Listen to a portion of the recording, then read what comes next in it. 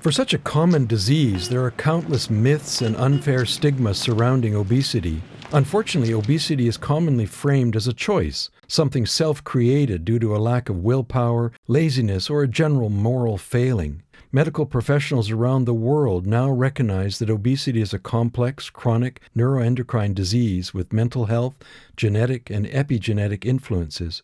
It is harmful to shame and blame a person who has excess body fat, just as it is to make fun of anyone who has any other chronic disease. While some people can lose weight and maintain a healthy amount of body fat through diet and exercise alone, to have long-term success, most will need to add medical care in the form of medications, surgery, and/or behavioral therapies.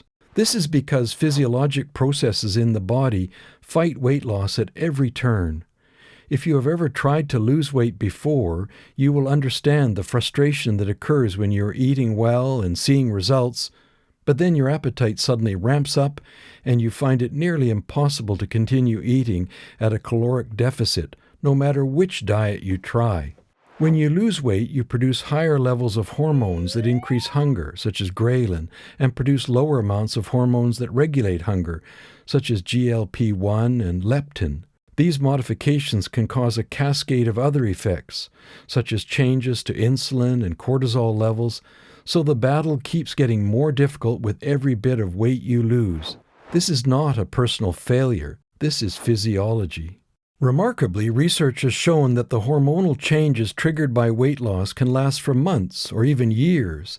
This is why so many people will gain back all the weight they had lost and then some, only to try dieting again and find themselves always feeling hungry as they swing between periods of losing and gaining, known as yo-yo dieting.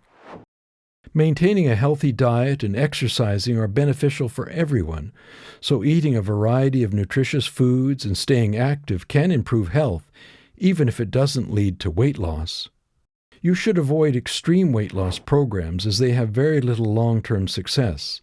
Fortunately, a registered dietitian can help you identify healthy food options, and a kinesiologist can help guide you through beneficial exercises. If you have struggled with obesity for a long time, you might be feeling hopeless. However, when you learn that there are ways to help manage this disease, you could reclaim your hope.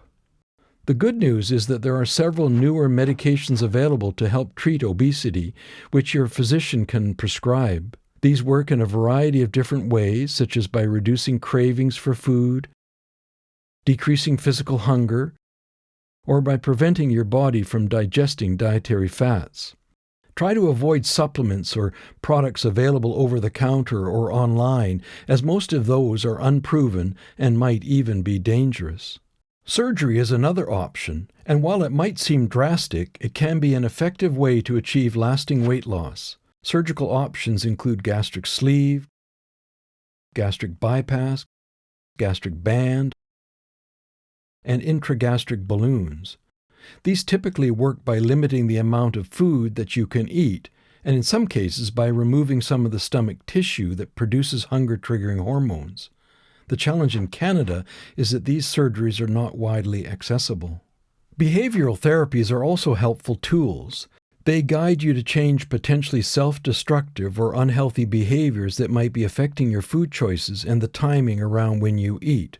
These therapies work by identifying negative habits so you can turn them into positive behaviors. For example, decreasing portion sizes, practicing mindful eating, and swapping sugary beverages for unsweetened ones can help improve your eating habits. Behavioral therapies can be especially useful for individuals who experience emotional eating or tend to eat while distracted, and they typically work best when combined with other obesity treatments.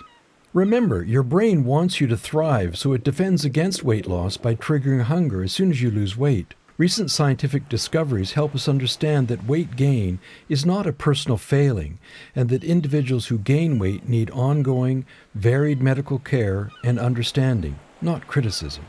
I'm Dr. James Gray. On behalf of the Medical Advisory Council of the Gastrointestinal Society, thanks for watching. To learn more about obesity or to make a donation, go to badgut.org.